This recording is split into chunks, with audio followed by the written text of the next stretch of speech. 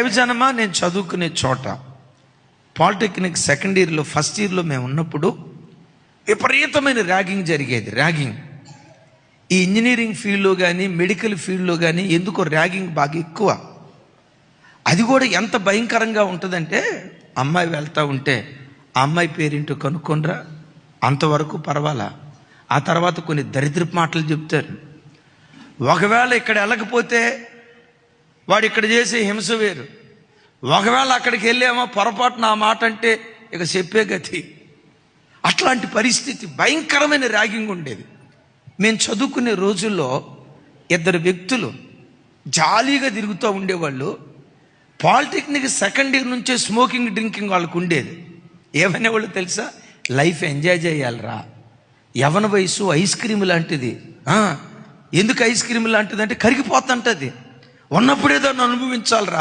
Ice cream లాంటిది యవన వయసు అని చాలామంది, వాళ్ళు చెడిపోయింది కాక చాలామందిని చెడగొట్టేవాళ్ళు. దినాలు అట్లా సాగుతున్నాయి.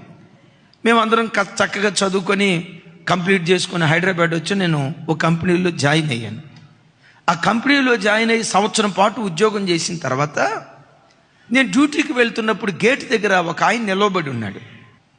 ఆయన నన్ను చూసి పరిగెత్తుకుంటూ వచ్చి, సార్ ఈ కంపెనీలో నాకు కూడా ఏదన్నా డ్యూటీ ఉంటే చూడండి సార్ అన్నాడు. ఎవర్రా సార్ అంటున్నారు? ఆయన వైపు చూస్తే మా సీనియర్. ఆయన సీనియర్గా ఉన్నప్పుడు నోటుకు వస్తే, ఎరా రే ఏ ఊర్రా మీదే, ఏమిరా డ్రెస్సింగో, ఎరాకు తగ్గేవాడు కాదు. అలాంటి వ్యక్తి ఇక్కడికి వచ్చి, సార్ మీ కంపెనీలో ఏమైనా డ్యూటీ ఉంటే చూడండి సార్ అని. నేను చూసి, సార్ ఇంకా మీకు జాబ్ రాలేదా? ఏడుస్తూ ఏమన్నాడు తెలుసా? శరీర దురాశలకు లోబడటాన్ని బట్టి నా బ్రతుకు శాపగ్రస్తం అయిపోయిందయ్యా.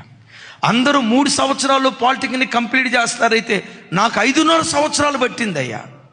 ఈ 5.5 సంవత్సరాలు పట్టిన తర్వాత సర్టిఫికెట్ తీసుకొస్తే ఎన్ని చోట్లకు వెళ్ళినా నువ్వు ఫెయిల్డ్ క్యాండిడేట్, నీకెట్లా ఉద్యోగం ఇస్తారని రిజెక్ట్ చేస్తూ ఉన్నారు. నా బ్రతుకులో నేను ఈ కన్నీటిని అనుభవించడానికి కారణం ఏంటంటే, ఆయన చెప్పిన మాట నాకు బాగా గుర్తు. నా శరీర దురాశలకు నేను లోబడ్డా. తమ్ముడు, నీ జీవితంలో కూడా నీ శరీరం కొన్ని అపవిత్రమైన వాటి కొరకు నేను పురికొల్పుతుంది. ప్రతి క్షణం శరీర దురాశలను సిలువ వేసి నీ శరీర చిత్తాన్ని నెరవేర్చకుండా దేవుని చిత్తాన్ని నీ జీవితంలో జరిగిస్తే, మరలా చెప్తాను, ఒకప్పుడు నీ బ్రతుకు ఎడారి బ్రతుకైనా దేవుని చిత్తానుసారంగా నువ్వు అడుగులు వేస్తే నీ బ్రతుకును ఏదేనులాగా దేవుడు మార్చునుగాక.